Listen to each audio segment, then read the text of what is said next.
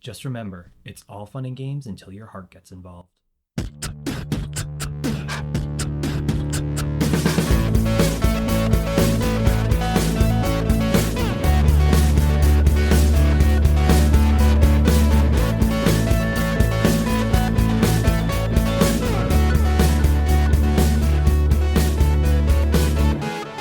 my LGBT cuties, and welcome back to another episode of A Jaded Gay. I'm Rob Lovelace, and today I am a jaded gay because... So this is how liberty dies.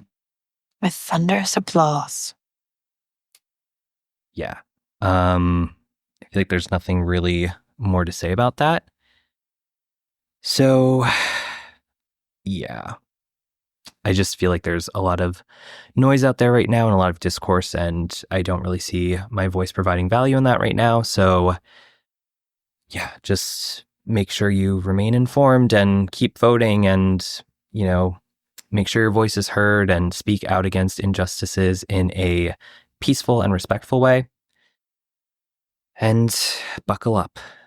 Anyway, going from one bad situation to another, today we are talking about situationships. That's it. That's the intro. I don't have much to give today. Situationships. We're going to talk about them. First, you know the drill. Let's pull our tarot card, and I am going to try to really just muster up what energy I have left so I can kind of give some positive inflection in my voice for this. Here we go.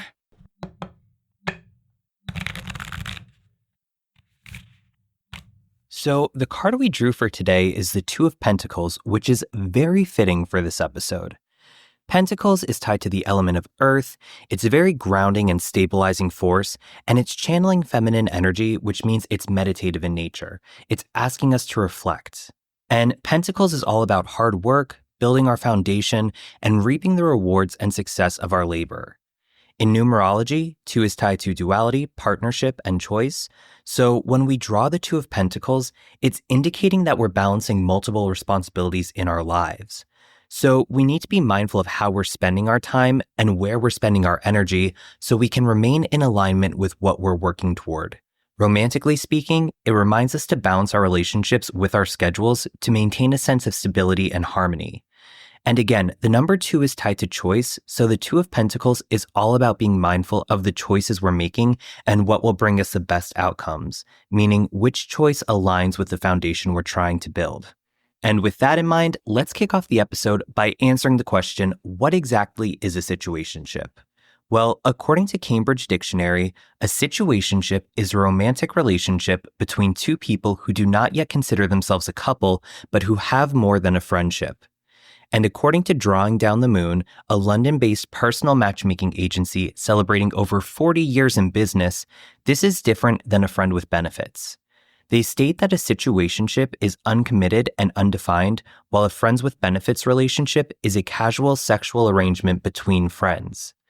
Additionally, a situationship can involve emotional benefits, while a friend with benefits relationship usually prioritizes sex over emotions. Expanding upon this, in a 2023 Cleveland Clinic article, psychologist Susan Albers asserts that a core theme of situationships is ambiguity. Here's a quote. Situationships are characterized by a lack of obligation or exclusivity, but the real hallmark is a lack of clear boundaries or labels. There are elements of friendship and romance, but they exist without defining the relationship. So essentially, you have many of the benefits of a traditional relationship without having to make a commitment. And with that in mind, some examples of situationships include that one person you meet up with whenever they happen to be in town for work, the post-breakup rebound that you've been seeing for 2 months but can't imagine committing to right now, the special someone you're having a passionate love affair with over spring break and will never speak to again once school starts, that one devastatingly attractive individual you call every once in a while for sex, or your go-to quote-unquote plus one for coupley events, whom you'd never dream of introducing to your parents probably. So now that we have some clarity over what a situationship is, let's take a look at some signs of situationships. And Dr. Albers states that most situationships have most of the following 5 characteristics. Number 1, no labels or exclusivity. You've never had a DTR, which stands for define the relationship conversation, and one or both of you may be seeing other people. Number 2, no clear boundaries. Expectations, both big and small, reasonable and unreasonable, play a crucial role in defining our relationships. So are you sharing expenses? Are they spending the night? Is it okay to meet family? If neither of you are asking these kinds of questions, it becomes difficult to understand the nature of your connection. Number 3, irregular or superficial contact. Maybe they only text you once a week, or maybe you chat frequently but steer clear of deeper topics. Regardless, communication in situationships often ends up being sporadic, superficial, or both. Number 4, lack of integration into each other's lives. You've never met their parents, they've never met your friends. If your connection seems to exist in a vacuum, it could be a situationship. And lastly, number 5, the relationship doesn't grow or end. Simply put, you aren't talking about the future or what either of you want long term. All you really know is that the relationship, whatever it is working well enough right now. And here are some additional signs of a situationship according to InStyle's Dr. Jen. Lack of progression. In a healthy relationship, you can expect certain milestones to occur, such as having date nights, spending weekends as a couple, meeting friends and family, sharing holidays, becoming exclusive, and exchanging your first I love yous. Meanwhile, situationships tend to lack these milestones.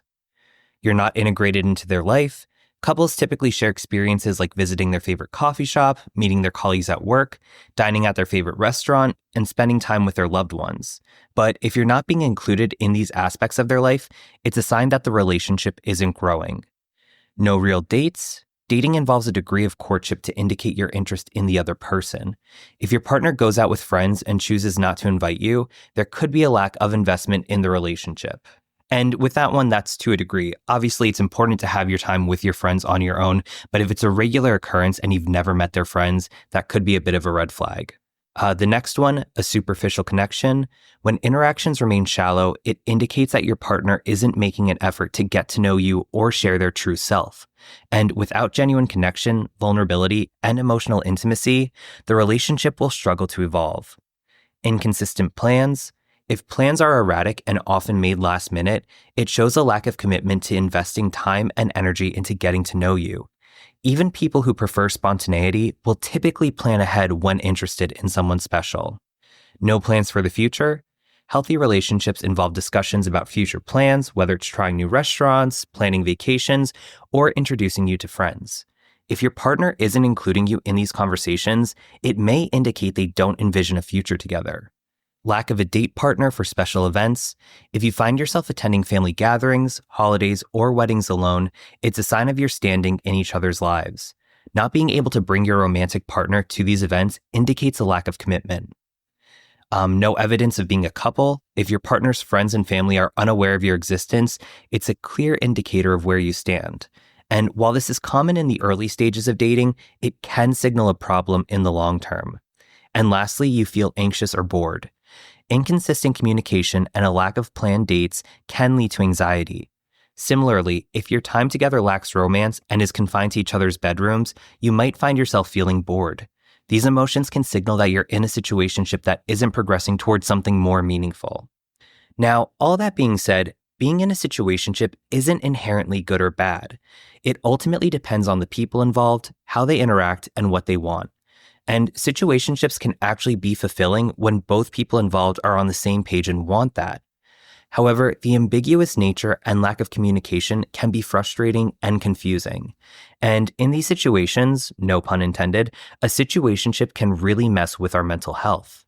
According to Anchor Therapy, any meaningful connection in our life will have either a positive or negative impact on our lives.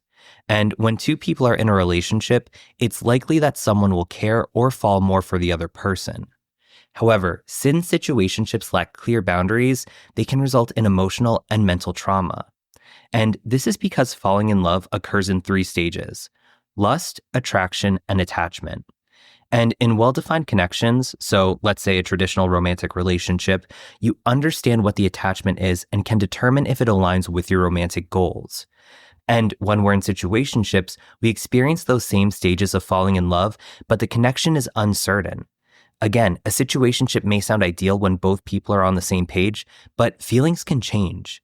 And one person may start wanting something more than the other person can offer, which can lead to issues down the road. And this is especially challenging because situationships fail to provide the emotional support and sense of well-being a person receives from being in a committed romantic relationship. So when a person becomes attached in a situationship, they may struggle with low self-esteem and self-confidence due to the lack of emotional connection. Additionally, if you've invested a lot of time in a person and there's no commitment of any kind, you might begin to feel jaded and like the situationship is pointless. And these uncertainties that arise are not good for our mental health in the long term. According to Michelle Herzog, a certified sex therapist and dating coach, that emotional disconnect in a situationship can be a constant source of anxiety, low self-worth, and stress. Now, surprisingly, when I Googled gay men in situationships, I couldn't really find anything. There weren't any studies about relationship types or comparisons between gay and straight dating styles. So I don't know if gay men are more inclined to find themselves in situationships compared to straight people. But I think our previous episode on attachment styles could probably provide some explanations as to why gay men may enter a situationship, whether they're the one who's more attached or distant. So something to think about. But if we find ourselves in a situationship, what should we do? Well, here are a few suggestions from Dr. Herzog. Number 1, pay attention to your feelings. How do you feel both during interactions and in between dates?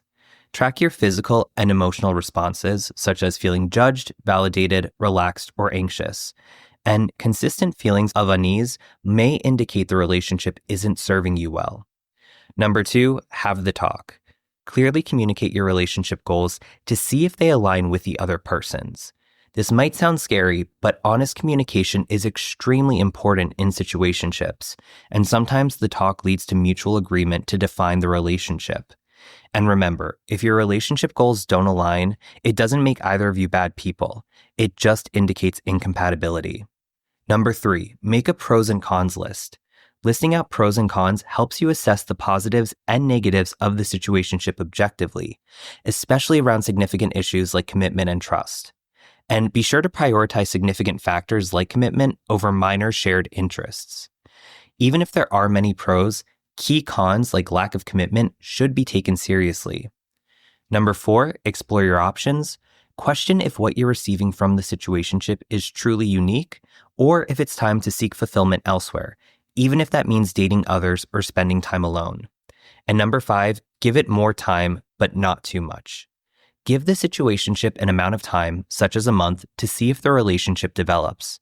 But after this period of time, ask yourself if you're happy with the progress or if there's a shift in dynamics. However, be mindful of these major red flags that can appear in situationships as outlined by the Cleveland Health Clinic. One-sidedness. If one person has more control or different expectations in the situationship, it can create imbalance and emotional strain. So ask yourself, if your situationship ended tomorrow, how would you feel? And do you think they'd feel the same way? Another red flag, feeling underwhelmed. When you feel you're only called upon when they have nothing better to do or for sex, it can signal disrespect or emotional neglect. If it seems like they don't genuinely care about you, this may indicate an unhealthy dynamic. Dishonesty. If your partner keeps aspects of you hidden, like keeping you from meeting their friends or family or not wanting to be tagged in your social media, that could be a bad sign. Fear of communication or vulnerability. Feeling unable to express your wants or needs openly or only engaging in shallow conversations may suggest that you're suppressing your true feelings out of fear, which can be a red flag. And lastly, game playing or manipulative behavior. If the other person strings you along with minimal communication or breadcrumbing, they're likely manipulating your interest without genuine commitment, which is typical in toxic relationships. So with that in mind, whether you're witnessing red flags in a situationship or realize it just isn't for you anymore and you need something more substantial, how do you break things off? Well, going back to the Cleveland Clinic article, Dr. Albers says that the best action to take is to be direct and clearly communicate that the situationship is over rather than leaving things ambiguous. And this should include cutting any lingering contact, since confusing, sporadic messages can hold you back. And this is easier said than done. Just because a situationship isn't a typical romantic relationship doesn't mean it's not still a form of a relationship. It's going to hurt and you're going to feel sad. So allow yourself to feel your feels and give yourself time to grieve. And we had 2 episodes last year about grief, so definitely check those out. Additionally, here are a few other steps you should take. Acknowledge the complexity. Recognize that ending a situationship can feel different than ending a traditional relationship, and so typical breakup support might not seem to apply. Seek internal support. If friends aren't aware or empathetic, rely on self-reflection to process the ending. Reflect on your unmet needs. Remind yourself that the situationship likely ended due to unmet needs or incompatibilities. Pause and journal. Take time to journal about what you gained, learned, and would like to avoid in future relationships. And that kind of ties back to an episode way back in 2022 about manifesting Mr. Right. And lastly, adopt a growth mindset. View the situationship as a learning experience rather than a failure, and appreciate it as part of your relationship journey. Again, there's nothing wrong with being in a situationship if both partners are on board with that. But as Radiant Self-Therapy notes, they can become toxic and block the possibility of having a genuine, healthy relationship. And as we come to the end of this episode, be sure you're assessing your own relationship patterns. If most of your relationships turn into situationships, consider how that pattern aligns with your romantic goals. Additionally, if situationships are a recurring pattern and are unfulfilling to you, therapy may help explore underlying reasons, especially if avoidant or anxious attachment styles are involved. And lastly, be sure to focus on finding support to help build fulfilling, secure attachments. And connecting it back to the tarot, the Two of Pentacles, again, 2 is all about duality, partnership, and choice. And when we put ourselves out there in the dating world, we're faced with infinite choices. Do we swipe left or right on this person? Do we go out with this person who asked us out first, or do we go out with this other person that we've been vibing with more? Are we looking for a hookup, or are we looking for something more long-term? And all these choices, while they may seem little or individual, are ultimately carrying us forward on our romantic journey. And again, with this episode in mind, there's no shame in whatever romantic pattern feels best to you, whether you're looking for something more casual, a situationship, a long-term monogamous relationship, as long as everyone is safe and consensual, to each their own.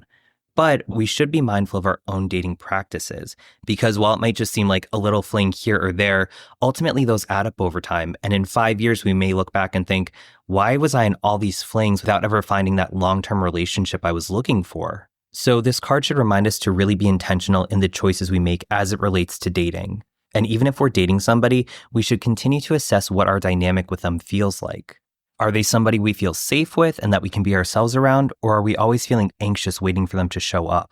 And if we find ourselves in a situationship, we need to assess if this is the right situation for us to be in. And again, while it can be scary to make that choice to break off a situationship, ultimately staying in a dynamic that lacks clarity or boundaries, that could prevent us from finding that right person.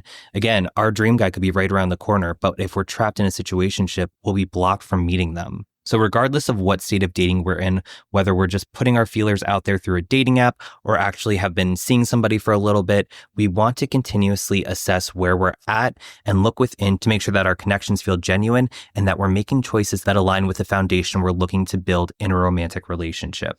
And something I really want to highlight, while the Two of Pentacles is reminding us to be mindful of the choices we're making and which ones will bring us the best outcome does not always necessarily have to mean the most happiest outcome in that moment. You know, it's easy to get swept up in the feels and the butterflies when you meet somebody instantaneously and you're just head over heels for them. There's that instantaneous attraction, but just because you feel that initially doesn't mean they're the right person for you. You know, sometimes those butterflies we think we're feeling are actually anxiety or our cortisol levels spiking. So that's obviously not always the best dynamic to be in. So while you can think, oh wow, this person, I just feel this way around them, I'm going to make the choice to be with them because that's what makes me happiest in that moment. While you may feel that temporary sense of excitement in that moment, that doesn't mean that that's the best choice for you in the long term. So again, we want to make choices that have the best outcome for us, but that doesn't mean making choices that make us happiest or most ecstatic in that moment. It means making choices that align with the foundation we're trying to build and will bring us happiness in the long term. So as always, thank you so much for listening. I hope you enjoyed this episode. Situationships, I think we've all found ourselves in them. Have you? If so, I'd love to hear more about it. Tell me your situationship stories and how things progressed, whether you had the talk and it led to a happy relationship or if you had to break things off.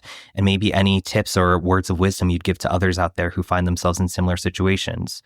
You can send me those stories along with any feedback at rob@ajadedgay.com. Please remember to rate, review, and subscribe to the podcast. 5 stars only. I greatly appreciate it. For more information on this topic, along with episode resources, blog posts, links to social and merchandise, all that fun stuff, you can check out the website, ajadedgay.com. You can connect with the podcast on Instagram, TikTok, SoundCloud, and YouTube at A Jaded Gay Pod. You can follow me personally, Rob Lovelace, on Instagram at Rob_Lovelace. Also, if you're feeling generous, you could support the podcast on Patreon for as little as $1 a month. That gets you instant access to episodes ad-free a day early, plus exclusive monthly bonus content. Or if you'd rather just access the bonus content, you can purchase those episodes individually for $3 each. And if you're scared of commitment, maybe that's why you're in a situationship, don't worry, I get it. You can make a one-time donation on Buy Me a Coffee for any dollar amount, and both the Patreon and Buy Me a Coffee are at A Jaded Gay Pod. And remember, every day is all we have, so you got to make your own happiness. Bye!